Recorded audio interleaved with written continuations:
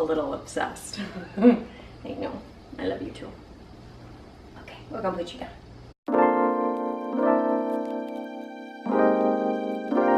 So today we are going to make raw almond milk, which I have been making for a number of years, and I promise once you go raw homemade, you will never look at the box stuff again. So just to point out some of the kind of the key ingredients that we have, the ratio that I always use is 1 part almond to 3 part water. But before we do anything, we have to soak almonds overnight.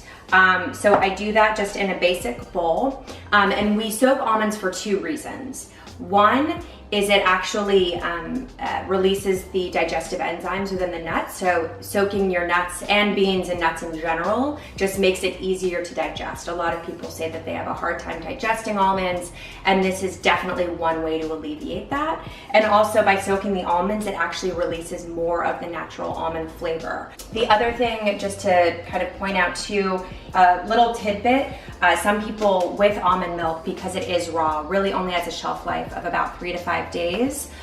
Pro tip is actually 20 minutes before you are going to actually, throw the almonds in the blender, put just a capful of this food grade hydrogen peroxide, and just pour it into the liquid. And so what that does is it actually kills off, just a capful like that, is it actually kills off any extra bacteria, in the almonds themselves, and it will actually give you another 1 to 2 day shelf life in the refrigerator for your almond milk. Other key ingredients that we need, one is a nut milk bag. So these do exist, and they are not the same as cheesecloths, which many people say they try and strain their nuts through cheesecloth. Doesn't work as well. My favorite product, nut milk bag, is a company called Ellie's Best.